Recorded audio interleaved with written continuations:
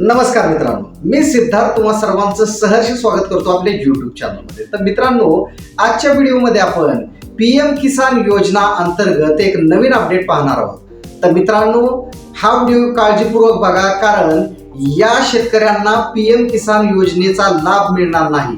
मित्रांनो, जास्त वेळ न घेता आपण व्हिडिओला स्टार्ट करू। मंडळी, केंद्र सरकार शेतकऱ्यांसाठी विविध योजना राबवत आहे। त्यामध्ये प्रधानमंत्री किसान सन्मान निधी योजना ही सर्वात मोठी आणि महत्त्वाची योजना मानली जाते। या योजनेच्या माध्यमातून शेतकऱ्यांना दरवर्षी 6,000 रुपये थेट त्यांच्या खात्यावरती जमा केले जातात। मात्र या योजनेमध्ये अलीकडेच काही महत्त्वाचे बदल करण्यात आलेले आहेत। त्यामुळे शेतकऱ्यांनी नवीन नियमांची माहिती ठेवणे आवश्यक आहे। आता या योजनेच्या नोंदणी प्रक्रियेत अधिक पारदर्शकता आणण्यात आलेली आहे।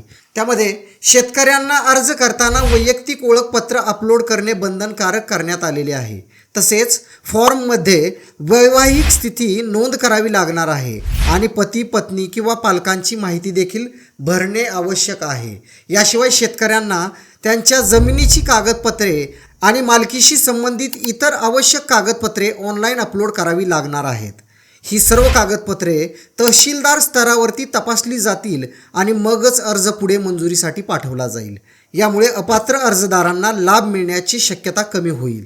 PM किसान पोर्टलवर लॉग इन करताना आधार कार्डशी लिंक असलेला मोबाईल नंबरवर OTP पाठवला जाईल आणि तो OTP भरल्यानंतरच प्रवेश मिळेल।